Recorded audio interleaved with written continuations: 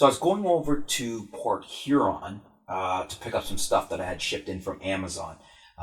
Being a Canadian living in Ontario, Amazon.com is way better than Amazon.ca. Prices fractions of the cost of .ca.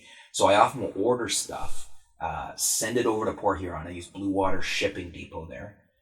They charge you $5 a box when the box comes in. So I try to, put everything as much as I can into one box, like make an order with a few things. And then I drive over to Port Huron and I pick it up.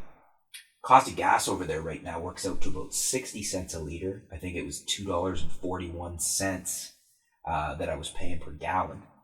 So dirt cheap, almost half price to what we are here in Canada, which is another thing that burns me, and we'll get onto that in another topic. But I was driving over, and just prior to leaving, I got an email notification from Tim Ferriss. Now, for those of you that don't know Tim Ferriss, he is the author of The 4-Hour Workweek, The 4-Hour Body. I think he's got The 4-Hour Chef out now, if memory serves. In any case, Tim Ferriss is a pretty neat guy, a very intelligent guy. He basically likes to learn everything. I think he refers to himself as like a life hacker or a body hacker. He's always trying to hack himself, to better himself. Think of a cyborg making constant improvements to their body. Not that I'm meaning to call Tim Ferriss a cyborg. He's a great guy. I just mean that this guy is constantly learning new stuff, constantly figuring out better ways to do things, faster ways to do things. Suffice to say, I have a good respect for Tim Ferriss. So I get this email, and he's got a new podcast out, and his podcast has gotten pretty big. And I see he's interviewing Glenn Beck. Now, I've always had, I guess, preconceptions about Glenn Beck, and I think some of them are correct, but I think a lot of them were incorrect. I always associated him with Fox News, with Sean Hannity, who I really don't like at all. Bill O'Reilly. Bill O'Reilly is one of those guys that I love to hate, or hate to love. I kind of like him, even though I don't agree with just about anything he says. But anyways, I thought Glenn Beck was a far right wing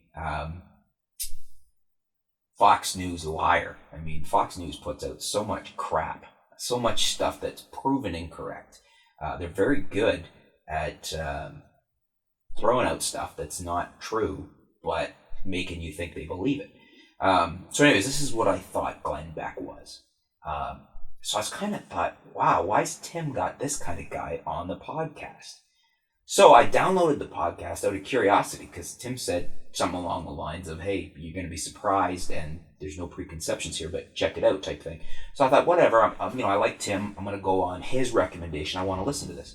So I listened to it all the way over. The drive was about an hour and a half. That was about how long the podcast was. And I actually listened to it again on the way home. It was fascinating. Glenn Beck's a lot of things that I didn't think he was. And there's a lot of things he's not that I thought he was. Very interesting guy, much more educated sounding. The interview was really incredible. It wasn't a setup interview. It wasn't a gotcha interview, but Tim didn't pull any shots either. He asked, a lot of questions that some people might have thought were hard questions. He was respectful. They seem to get along very well. It seems to be much more a libertarian, although I still see him supporting a lot of what I would see as right-wing politicians.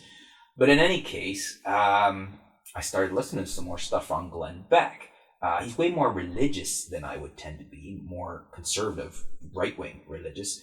But I realized I had a lot of preconceptions about Glenn that weren't necessarily true. So actually, here's a public apology, Mr. Beck. Glenn, I apologize for my preconceptions I had formed of you, probably largely from some stuff I saw, on Fox News or just associating you with Fox News.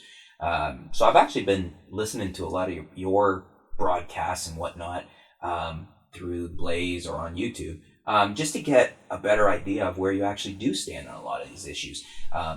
Your interview with Tim Ferriss, I was uber impressed. You sounded like a really intelligent, smart guy. I actually really like Penn Teller too, and when you were talking about him and you being best friends, I was thinking, everything you were saying, there wasn't much, if anything, I disagreed with you on in Tim's interview. So I was interested in checking out more, and I have been, and I'm going to continue doing so. Not saying I agree with you on everything, but I think I had you pegged in some holes that you don't belong in. I think, again, it was, I must have been the association with Fox News and my dislike of a lot of Fox News that brought that on. But sorry about that. I don't like to do that. I don't like to think of myself as closed minded. But sometimes you get a bunch of people and they'll hang out together and you think they're like minded, and it doesn't seem like you are a Sean Hannity.